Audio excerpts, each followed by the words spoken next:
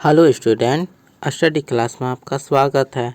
आज हम लाए हैं सॉल्व पेपर यू टेट का, जो पेपर 2 क्लास 6 to 8 के लिए है। बाल विकास एवं शिक्षा शास्त्र यूपी टेट बाल विकास एवं शिक्षा शास्त्र का पहला क्वेश्चन है, सीखने के रूप में आकलन सहायता करता है। तो ऑप्शन देखिए और बताइएगा कि सीखने के रूप में आकलन सहायता कौन सा ऑप्शन सही होगा। तो ऑप्शन ए, बच्चों के बीच सीखने के कौशलों का निर्माण। तो आकलन वह प्रक्रिया है जिसके माध्यम से सीखने की प्रक्रिया की समीक्षा करने में सहायता मिलती है। अगला प्रश्न, बच्चों की शिक्षण अधिगम और आकलन तकनीकें सम्मिलित करती हैं। तो बच्चों के विचारों की खोज सही है, दैनिक जीवन के अनुरूप सही है, वर्तमान समझ का आकलन करने हेतु वर्कशीट ये भी सही है, यानी ऑप्शन ए सही होगा। तीसरा क्वेश्चन, पूर्ण रूप से नेत्रहीन बच्चे को ज्यामितीय विचारों की व्याख्या की जा सकती है। तो वह है मौखिक विवरण और मूर्त अनुभव द्वारा। अगला प्रश्न, विशेष आवश्यकता वाले बच्चे का आकलन करते समय शिक्षक को क्या करना चाहिए। तो वह है सीखने पर ध्यान केंद्रित करना चाहिए, न कि अंकों पर। अगला क्वेश्चन है, पियाजे के अनुसार बच्चे के वस्तुओं के मानसिक निरूपण पर संक्रियाओं को निष्पादित करने की योग्यता विकास की किस अवस्था में विकसित करते हैं। तो वह है मूर्त संक्रियात्मक अवस्था में। तो पियाजे के अनुसार बच्चे के वस्तुओं के मानसिक निरूपण पर संक्रियाओं को निष्पादित करने की योग्यता विकास की मूर्त संक्रियात्मक अवस्था में विकसित करते हैं। यह अवस्था 7 से 11 वर्ष तक होती है। कितने वर्ष? 7 से 11 वर्ष। औपचारिक संक्रियात्मक यह विकास की अंतिम अवस्था है। अगला प्रश्न, निम्नलिखित में से कौन से कथन अधिगम असक्षम बच्चों के संदर्भ में सही है। तो वह है, इनमें अवधान से जुड़े विकार होते हैं, सही है। इनमें पेशे समन्वय तथा हस्त निपुणता अपेक्षाकृत उच्च कोटि की होती है, ये गलत है। ये बच्चे मौखिक अनुदेशों को समझने और अनुसरण करने में असफल होते हैं, ये सही है, यानी ऑप्शन सी, यानी पहला और तीसरा सही है। अधिगम असक्षम बच्चों में पेशे समन्वय तथा हस्त निरूपण अपेक्षाकृत निम्न कोटि की होती है। अगला प्रश्न, इंद्रधनुष के रंगों को विबग्योर की तरह याद किया जाता है, यह स्मृति को बढ़ाने की कौन सी तकनीक है। तो वह है प्रथम अक्षर तकनीक। इसमें इंद्रधनुष के रंगों को याद किया जाता है, जैसे भी से वायलेट, आई से इंडिगो, बी से ब्लू, जी से ग्रीन, वाई से येलो, ओ से ऑरेंज, आर से रेड, विबग्योर। और हिंदी में बोलेंगे बैजानी हो पीनाला। अगला प्रश्न, पर्यावरण को समझने, सविवेक चिंतन तथा किसी चुनौती का सामना होने पर उपलब्ध संसाधनों का प्रभावी ढंग से उपयोग करने की व्यापक क्षमता है, वह है बुद्धि का। अगला प्रश्न, किसी व्यक्ति का नैसर्गिक या स्वाभाविक दशा में घटित होने वाली तात्क्षणिक व्यवहारपरक घटनाओं का व्यवस्थित, संगठित तथा वस्तुनिष्ठ ढंग से अभिलेख किस मनोवैज्ञानिक विधि में तैयार किया जाता है? तो वह है प्रेक्षण विधि में तैयार किया जाता है। अगला प्रश्न, किस प्रकार की अधिगम प्रक्रिया में सामान्यतः प्रयोज निष्क्रिय होता है? तो वह है ऑप्शन नंबर ए, शास्त्रीय अनुबंधन। शास्त्रीय अनुबंधन की अधिगम प्रक्रिया में सामान्यतः प्रयोज निष्क्रिय होता है। अगला प्रश्न, किस प्रकार की स्मृति को असक्रिय स्मृति भी कहा जाता है? तो वह है दीर्घकालीन स्मृति। दीर्घकालीन स्मृति को सामान्यतः असक्रिय स्मृति भी कहा जाता है। अगला प्रश्न, उपलब्धि की आवश्यकता है? तो ऑप्शन सी, अर्जित अभिप्रेरक। अर्जित अभिप्रेरक। उपलब्धि के लिए अर्जित अभिप्रेरक का होना आवश्यक है। अगला प्रश्न, निम्नलिखित में से कौन सा कथन लघुकालीन स्मृति के संदर्भ में सही है? तो इसकी संचयन शक्ति सीमित होती है, यह सही है। इसकी संचयन शक्ति असीमित होती है, गलत है। इसकी अधिकतम अवधि 20 से 30 सेकेंड होती है, सही है। तो कुट डी सही हो गया, पहला और तीसरा सही। अगला प्रश्न, यदि कोई विद्यार्थी पढ़ना भी नहीं चाहता हो, साथ ही साथ परीक्षा में असफल भी नहीं होना चाहता है, तो ऐसी परिस्थिति में वह किस संघर्ष का सामना कर रहा है? तो वह है परिहार संघर्ष। कौन सा? परिहार संघर्ष। ऐसी परिस्थिति में वह परिहार संघर्ष का सामना कर रहा है। परिहार संघर्ष में छात्र को दोनों कार्य कठिन प्रतीत होते हैं। वह पढ़ना भी नहीं चाहता है और परीक्षा में शामिल भी नहीं होना चाहता है, परंतु असफल नहीं होना चाहता है।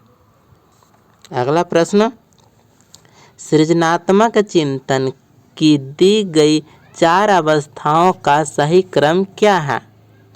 तो वह है ऑप्शन डी, आयोजन, उद्भवन, प्रबोधन, प्रमाणीकरण। तो कौन सा सही क्रम हुआ? आयोजन, उद्भवन, प्रबोधन और प्रमाणीकरण। अगला प्रश्न, इस प्रकार की तर्कना में व्यक्ति पहले से ज्ञात नियमों एवं तथ्यों के आधार पर एक निश्चित निष्कर्ष तक पहुंचने की कोशिश करता है। वह है निगमनात्मक प्रकार की तर्कना में व्यक्ति पहले से ज्ञात नियमों तथा तथ्यों के आधार पर एक निश्चित निष्कर्ष तक पहुंचने की कोशिश करता है। अगला प्रश्न, तर्कना के महत्वपूर्ण सोपानों का क्रम है। वह है ऑप्शन नंबर बी, पहले समस्या की पहचान करेंगे, उसके बाद आंकड़ों का संग्रहण, उसके बाद अनुमान पर पहुंचते हैं, अनुमान से पहुंचने के बाद अनुमान के अनुसार प्रयोग करते हैं और अंत में निर्णय लेते हैं। ठीक है, तो यही सही क्रम है। समस्या की पहचान करना, आंकड़ों का संग्रहण करना, अनुमान पर पहुंचना, अनुमान के अनुसार प्रयोग करना, निर्णय लेना। अगला प्रश्न, शाब्दिक कौशल सामान्यतः अर्जित किए जाते हैं। वह है याद करके, दोहरा कर, पुनः याद करके, वस्तुओं को पहचान कर। इस प्रकार से ऑप्शन बी सही हुआ। शाब्दिक कौशल सामान्यतः याद करके, दोहराकर, पुनः याद करके एवं वस्तुओं को पहचानकर अर्जित किए जाते हैं। अगला प्रश्न, लड़कियां मध्य बाल्यावस्था में अधिक महत्व देती है पारस्परिक और पारिवारिक संबंधों को, वहीं लड़के ज़्यादा महत्व देते हैं सामाजिक प्रतिष्ठा को। तो लड़कियां पारस्परिक और पारिवारिक संबंधों को महत्व देती है, जबकि लड़के प्रतिष्ठा को महत्व देती हैं। लड़कियां मध्य बाल्यावस्था में पारस्परिक एवं पारिवारिक संबंधों को अधिक महत्व देती है, वहीं लड़के इसी उम्र में सामाजिक प्रतिष्ठा जीवन शैली का एक अभिन्न अंग है, जिससे लड़के सबसे अधिक प्रभावित होते हैं। अगला प्रश्न, सकारात्मक संवेगों को निम्न उपायों से बढ़ाया जा सकता है। तो किन उपायों से? तनाव मुक्त करने वाले व्यायाम जैसे ध्यान और योग से सही है। प्रतिदिन की गतिविधियों में प्रसन्नता और संतोष की खोज करने से सही है। ऐसी गतिविधियों को करना जो आप करना पसंद नहीं करते, ये रॉन्ग है। यानी पहला और दूसरा सही हुआ ऑप्शन सी। अगला प्रश्न, विद्यालय में नामांकन के पश्चात विद्यालय जाना छोड़ देने वाले बच्चों के अनुपात को कहते हैं। तो क्या कहते हैं? Drop out rate. विद्यालय में नामांकन के पश्चात विद्यालय जाना छोड़ देने वाले बच्चों के अनुपात को ड्रॉप आउट रेट कहा जाता है। विद्यालय में नामांकन के बाद कुछ बच्चे आर्थिक एवं पारिवारिक कारणों से विद्यालय जाना छोड़कर रोजगार में संलग्न हो जाते हैं, ताकि वे अपने परिवार की आर्थिक तंगहाली को दूर कर सकें। इस कारण उन्हें विद्यालय जाना छोड़कर पैसा कमाना पड़ता है। भारत में निर्धन परिवारों में ड्रॉप आउट रेट अधिक पाया जाता है। अगला प्रश्न, स्नेहल चार्ट का संबंध है, तो वह दृष्टिबाधिता से। स्नेहल चार्ट का संबंध दृष्टिबाधिता से है। अगला प्रश्न, विशेष आवश्यकता वाले बच्चों के शिक्षण हेतु मल्टी सेंसरी अप्रोच का प्रयोग किया जाना चाहिए। मल्टी सेंसरी अप्रोच से तात्पर्य है दृश्य, श्रवण, गंध, स्पर्श से। विशेष आवश्यकता वाले बच्चों के शिक्षण हेतु मल्टी सेंसरी अप्रोच दृश्य, श्रवण, गंध एवं स्पर्श का प्रयोग करना चाहिए। अगला प्रश्न, राष्ट्रीय शिक्षा नीति 2019 के ड्राफ्ट प्रारूप निम्नलिखित में से किसकी अनुशंसा करता है? वह है शिक्षा क्रम व शिक्षण शास्त्र रटने के बजाय बच्चों को सिखाया कैसे जाए, यह सिखाने में सक्षम बने। अगला प्रश्न, निम्नलिखित में से कौन सा कथन सत्य है? वह है मार्गदर्शन व्यक्तिगत एवं सामूहिक दोनों रूपों में दिया जा सकता है। अगला प्रश्न, जब परीक्षाएं समीप हो तो शिक्षक को विद्यालय में कोर्स पूरा करने के लिए अतिरिक्त समय देना चाहिए। अगला प्रश्न, विद्यार्थियों में सहयोग की भावना विकसित की जा सकती है समूह कार्य द्वारा विद्यार्थियों में सहयोग की भावना विकसित की जा सकती है। अगला प्रश्न, किस प्रकार के प्रश्नों के आधार पर एक शिक्षक को विद्यार्थी के प्रदर्शन को मूल्यांकित करना चाहिए? वह है वस्तुनिष्ठ, निबंध, लघु उत्तरीय, यानी ये सभी। ऑप्शन नंबर डी सही होगा। वस्तुनिष्ठ, निबंध और लघु उत्तरीय प्रश्नों के आधार पर एक शिक्षक को विद्यार्थियों के प्रदर्शन कार्य को मूल्यांकित करना चाहिए। ऑप्शन नंबर डी ये सभी होगा। अगला प्रश्न, जैसे बच्चे सहयोग करना सीखते हैं वह विकसित करते हैं, सहकारिता विकसित करते हैं, टीम भावना विकसित करते हैं, सामाजिक अभिवृत्ति विकसित करते हैं, यानी उपरोक्त सभी। सहयोग करके बच्चे सीखने के दौरान सहकारिता, टीम भावना एवं सामाजिक अभिवृत्ति को विकसित करते हैं। अगला प्रश्न, जब कोई विद्यार्थी किसी प्रश्न का उत्तर गलत देता है तो शिक्षक को क्या करना चाहिए? उत्तर को विद्यार्थियों की सहायता से सही करना चाहिए।